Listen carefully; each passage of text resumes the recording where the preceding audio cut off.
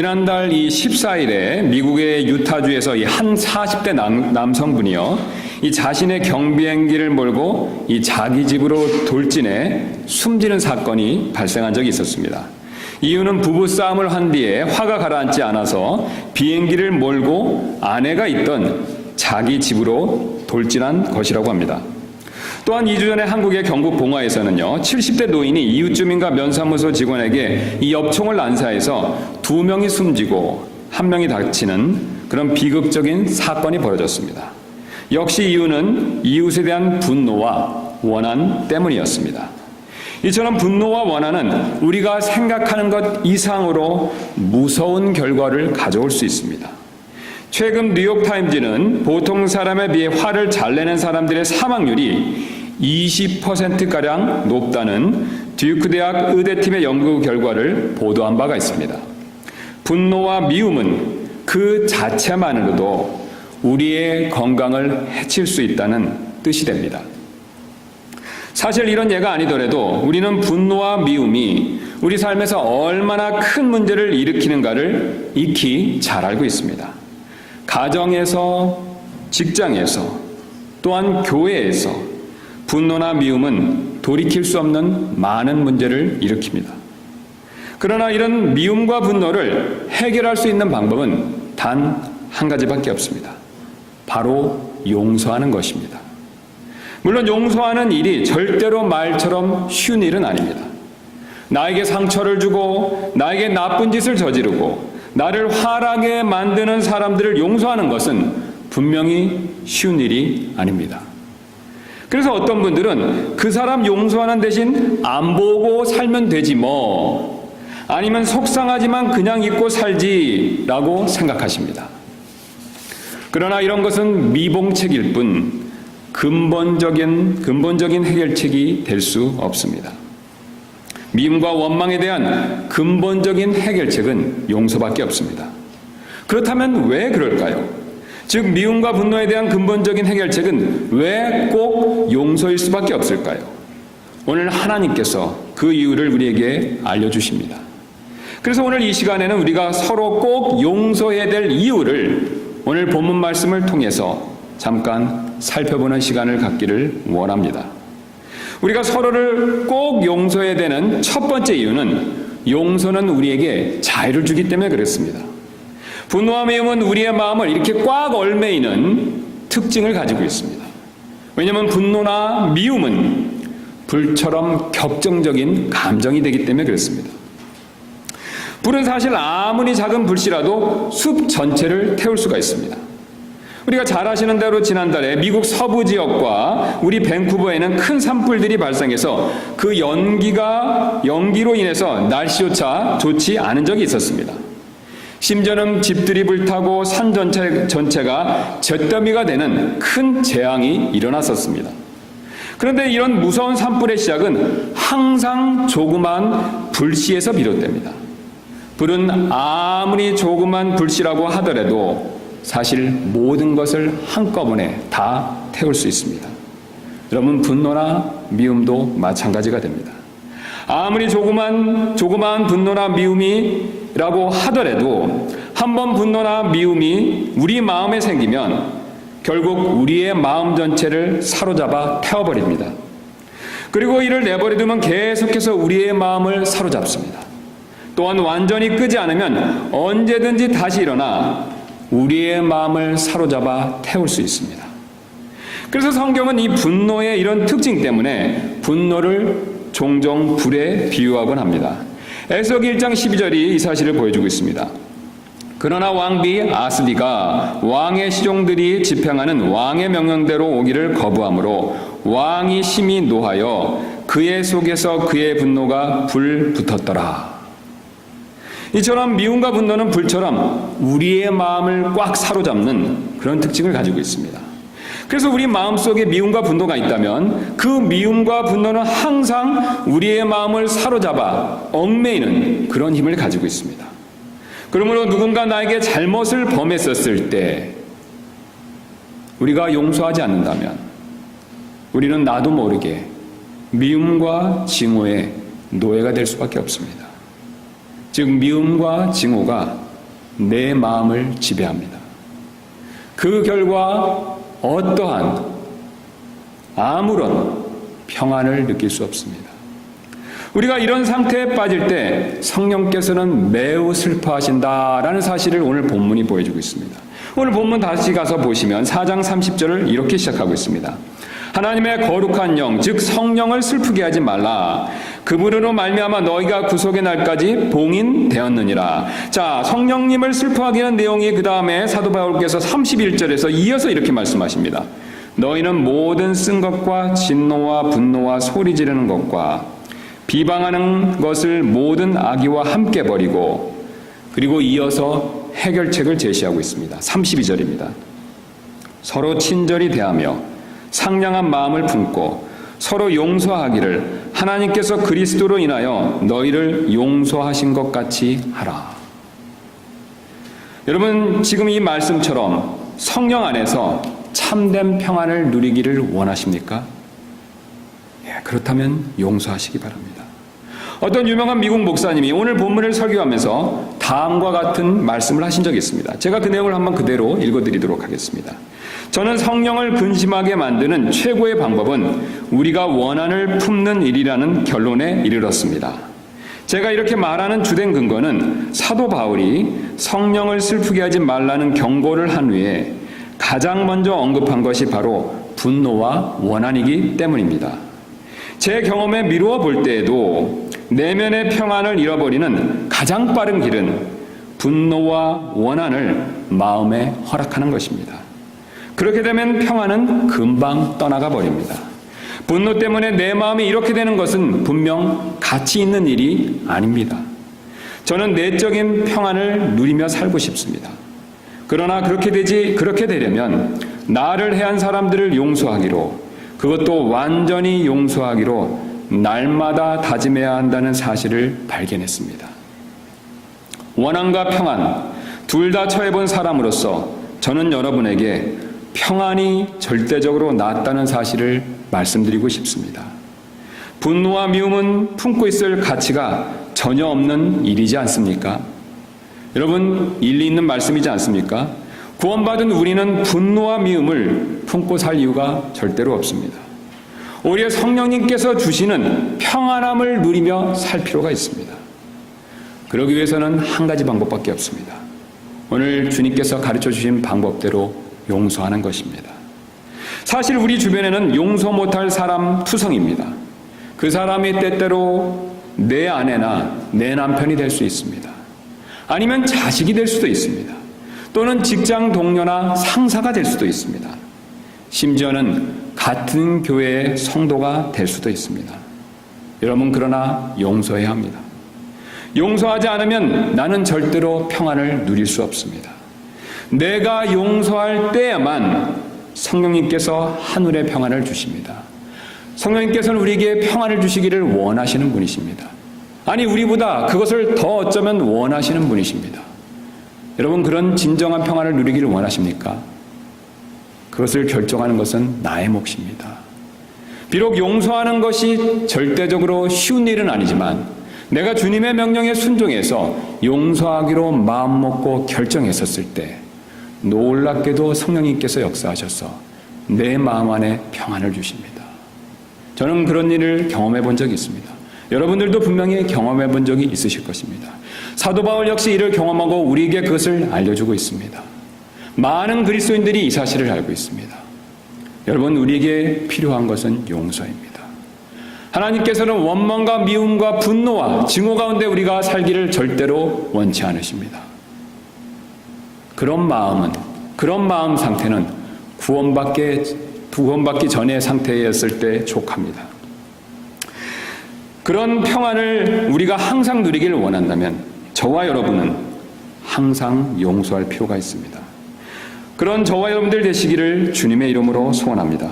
이뿐만이 아닙니다. 오늘 하나님께서는 우리가 서로 용서해야 될 또 다른 이유를 우리에게 알려주고 계십니다. 바로 용서는 우리를 다시금 하나로 만들어주기 때문에 그렇습니다. 어제 우리 잘 아시는 대로 한진현 형제님과 윤나라 자매님의 결혼식이 있었습니다. 복되고 풍성하고 은혜로운 결혼식이었죠. 그런데 어제 결혼식의 하이라이트는 이 바다가 보이는 멋진 장소가 아니었습니다. 또한 신랑 신부의 훌륭한 외모도 아니었습니다. 그리고 흥겨운 리셉션도 결코 아니었습니다. 어제 결혼식의 하이라이트는 두 사람이 서로 하나가 됨을 약속하는 데 있었습니다. 그래서 반지도 교환하고 혼인증서에 서명도 한 것이고 저희가 증인으로 참석한 것입니다. 여러분, 부부 사이에 가장 중요한 것은 바로 하나됨입니다. 아무리 남편이 능력이 많고 아무리 아내가 미모가 뛰어나다 하더라도 서로가 하나가 되지 못한다면 그 부부는 결혼 생활을 오래 하지 못할 수 있습니다. 그리고 서로 부부로서 하나됨을 유지하려면 서로가 잘못했었을 때, 서로의 단점을 발견했었을 때 서로의 잘못에 대해서 용서하는 방법밖에 없습니다. 아시는 대로 결혼은 천사와 천사가 만나서 사는 것이 절대로 아닙니다. 죄인과 죄인들이 만나서 사는 일이 됩니다. 어제 결혼식 리셉션에서 제 옆 좌석에 어떤 분이 저에게 이런 질문을 하셨습니다. 우리가 기억하시는 대로 이 테이블별로 이렇게 손님들이 앉으셨죠. 근데 제 바로 옆 좌석에 어떤 분이 한 분이 앉으시고 저에게 이런 질문을 하셨습니다. 목사님은 만약 또다시 인생을 살게 되신다면 지금 사모님하고 다시 결혼하실 건가요? 예, 제가 주례사를 할 때 신랑 신부에게 말했던 똑같은 질문을 저에게 했습니다. 이때 제 아내가 바로 제 옆에서 귀를 쫑긋 세우고 제가 어떻게 대답하는가를 유심히 듣고 있었습니다. 그래서 저는 제 아내의 눈치를 보기 때문이 아니라 그런 마음이 있기 때문에 그렇게 할 것입니다 라고 대답을 했습니다. 그랬더니 그분은 자신은 다른 사람과 결혼할 것이다 라고 저에게 자신 있게 대답했습니다. 그리고 이유인즉 바꿔서 살다 보면 더 나을 것 같기 때문에 그렇습니다 라고 그렇게 이유를 말해 주었습니다. 여러분은 어떻게 생각하십니까? 바꿔서 사시면 나을 것 같습니까? 아닙니다. 사람을 바꾼다고 결혼 생활이 나아지는 것이 절대로 아닙니다. 모두 다 우리는 똑같은 죄인이기 때문에 바꾼다고 나아질 수가 없습니다. 단지 우리가 서로의 단점과 잘못을 볼 때 용서하지 못하기 때문에 이런 생각을 갖는 것뿐입니다. 사실 우리가 용서만 잘한다면 지금 내 배우자는, 내 아내는, 내 남편은 그래도 다른 부분에서 손색이 없는 사람들입니다. 여러분 그렇지 않습니까? 아멘이 없으시네요. 교회도 마찬가지입니다. 우리는 구원받았지만 여전히 죄성을 가진 사람들입니다. 그래서 당연히 서로의 단점과 잘못이 있을 수밖에 없습니다. 또한 교회를 섬기는 방법이 나와 안 맞을 때도 있습니다. 심지어는 믿는 바가 차이가 있을 수도 있습니다. 그러나 우리는 이런 일로 다투고 미워해서는 안 됩니다. 오히려 오늘 말씀처럼 참아주고 용서할 필요가 분명히 있습니다. 여러분 왜 그렇습니까? 우리는 하나님 앞에서 하나이기 때문에 그렇습니다. 그리스도 안에서 한 몸이기 때문에 그렇습니다. 그래서 서로 잘못이 있다 하더라도 분명히 용서해야 합니다. 그리고 우리가 용서할 때 오히려 교회가 더 든든히 세워질 수 있습니다. 한 목사님이 이런 간증을 하신 적이 있습니다. 돌아가신 제 아버지는 6.25 때 다리에 총알이 박혀 뼈를 다치셨습니다. 다행히 뛰어난 실력을 갖춘 군의관을 만나 다리를 자르지 않고 수술로 으스러진 뼈를 연결할 수 있었다고 합니다. 어린 저는 아버지의 다리가 다시 부러지면 어쩌나 걱정을 했습니다. 그래서 한 번은 아버지 넘어지면 그때 부러진 곳이 다시 부러지지 않나요? 라고 그렇게 물었습니다. 그랬더니 아버지는 말없이 제 손을 아버지의 다리에 이렇게 가져다 대셨습니다. 그런데 뼈가 가지런히 내려오다가 유독 부러진 부분에서 더욱 두터워져 있는 것을 느낄 수 있었습니다. 치유 과정을 거치며 골절된 부분에서 뼈를 구성하는 물질이 더욱 많이 생성되어 오히려 다른 뼈보다 튼튼해진 것입니다. 어린 마음에도 안심했던 기억이 납니다. 우리의 인간관계도 마찬가지입니다. 도저히 관계를 지속할 수 없는 위기가 찾아왔었을 때 그 관계를 깨지 않고 지혜롭게 위기를 잘 극복하면 오히려 그 위기가 관계를 더욱 돈돈하게 만들어 줄 수 있습니다. 교회에서 용서가 필요한 이유는 바로 이 때문입니다. 서로 갈등으로 위기가 와서 지체 간의 관계가 금이 가고 깨졌더라도 우리가 서로 용서한다면 부러진 뼈가 오히려 더 튼튼해진 것처럼 서로 간의 관계가 더욱 돈독해질 것입니다.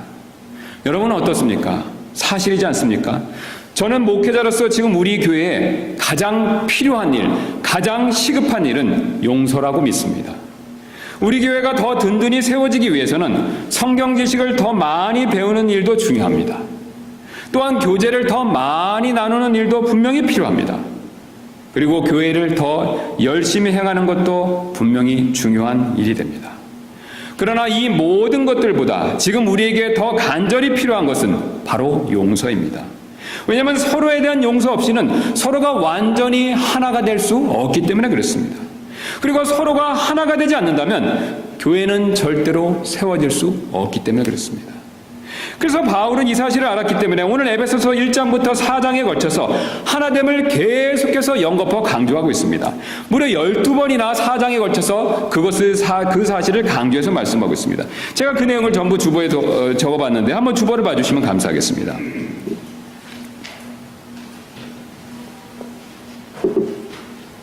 에베소서 1장 10절에서 사도 바울은 하나됨에 대해서 이렇게 시작하고 있습니다.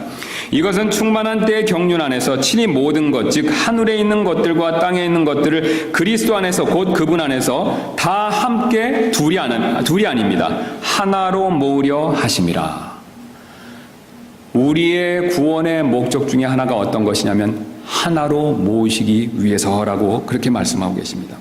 에베소서 2장 14절입니다. 그분은 우리의 화평이시니라. 그분께서 둘을 하나로 만드사 우리 사이의 중간 분리벽을 허무시고 원수되게 하는 것, 즉 규례들에 수록된 명령들의 율법을 자기 육체로 없애셨으니 이것은 이 둘을 자기 안에서 둘이 아니라 하나의 세 사람으로 만들음으로써 화평을 이루려 하시며 또 십자가로 그 원수되게 하신 것을 죽이사 친히 십자가로 이 둘을 한 몸으로 하나님과 화해하게 하려 하심이라.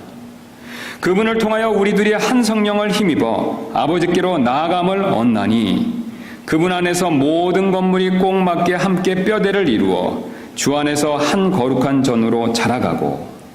3장 6절입니다. 이 신비는 곧 복음으로 말미암아 이방인들이 그리스도 안에서 동료 상속자가 되고 같은 몸에 속하게 되며 그분의 약속에 참여하는 자가 된다는 것이라. 이어서 4장은 이렇게 말씀하고 계십니다. 화평의 매는 띠로 성령이 하나가 되게 하신 것을 힘써 지키라. 너희를 부르심의 한 소망 안에서 너희가 부르심을 받은 것 같이 한 몸과 한 성령이 있고 한 주와 한 믿음과 한 침례가 있으며 한 하나님이 계시니 곧 모든 것의 아버지시라. 그분께서는 모든 것 위에 계시고 모든 것에 두루 계시며 너희 모두 안에 계시느니라.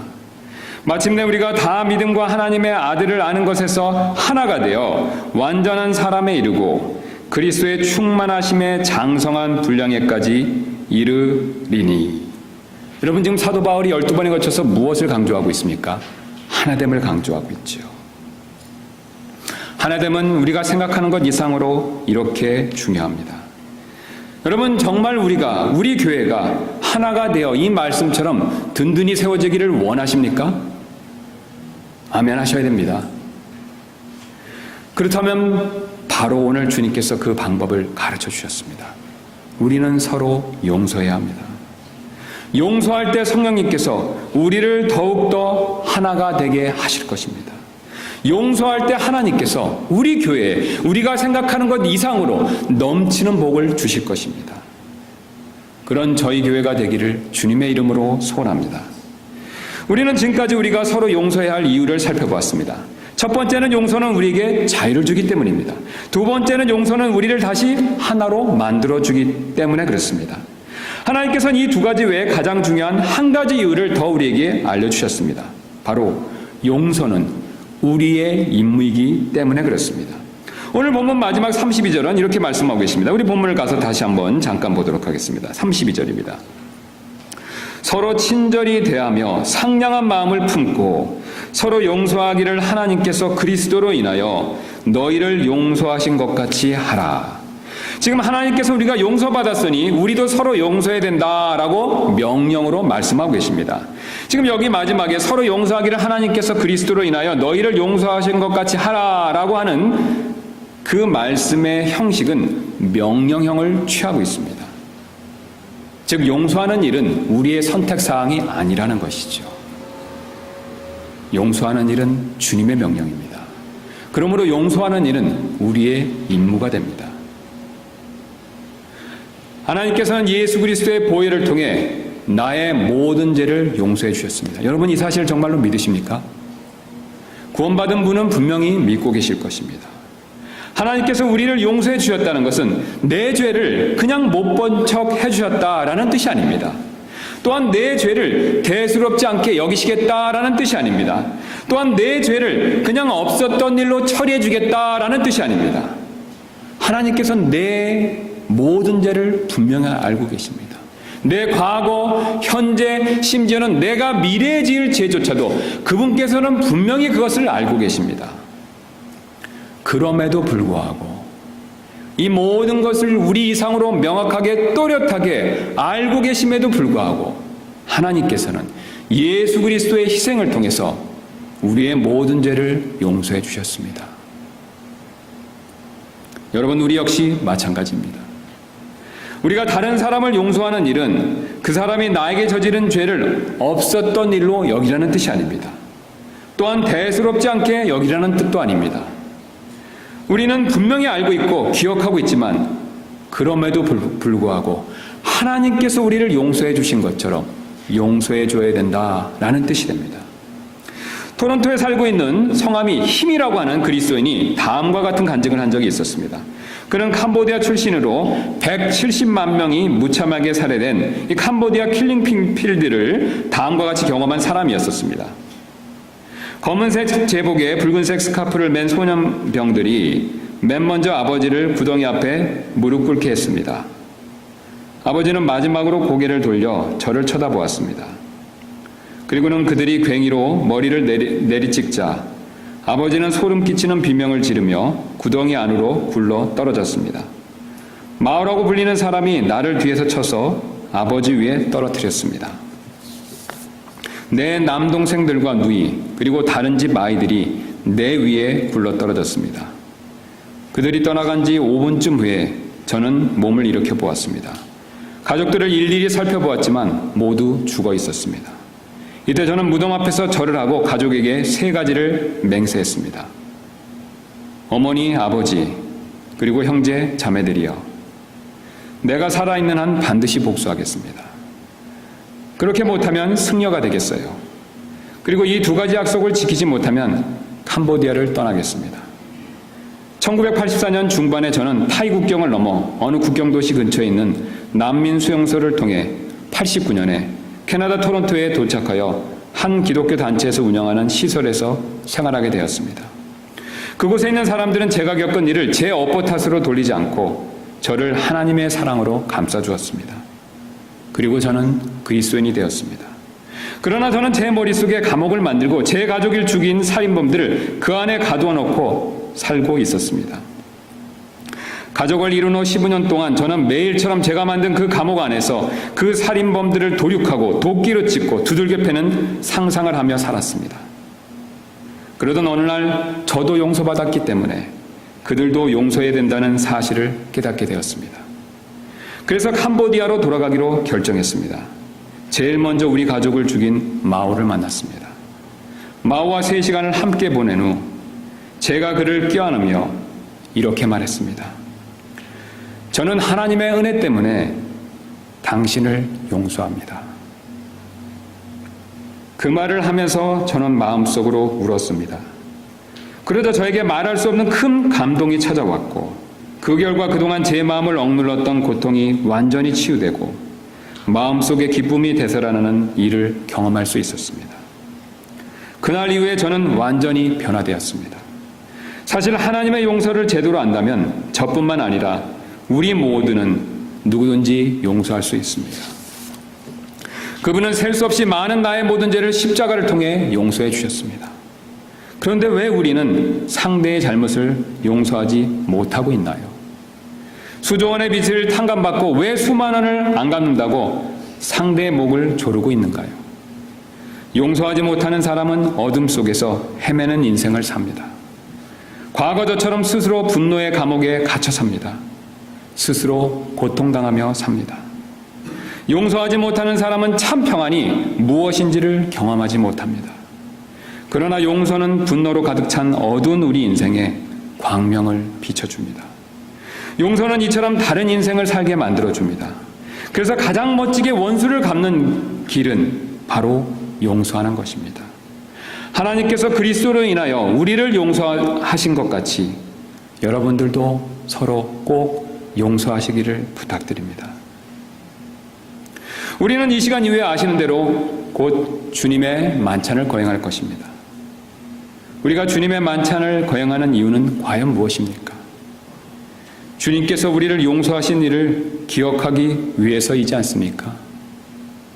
주님께서 용서하신 일을 우리가 기억한다면 우리 역시 다른 사람을 용서해야 되지 않겠습니까? 주님께서 나를 용서해 주신 것은 기억하면서 다른 사람을 용서해 주지 않는다면 우리는 1만 달란트 빚진 자와 똑같은 행동을 하는 것일 수도 있습니다. 예수님께서는 그에게 이렇게 경고하셨습니다. 내가 너를 가엾게 여긴 것 같이 너도 내 동료 종을 불쌍히 여겼어야 하지 아니하느냐. 여러분, 우리 역시 서로를 용서할 필요가 분명히 있습니다. 왜냐하면 저와 여러분 모두 동일하게 주님께 용서받은 사람들이기 때문에 그렇습니다. 그런 저와 여러분들 되시기를 주님의 이름으로 소원합니다.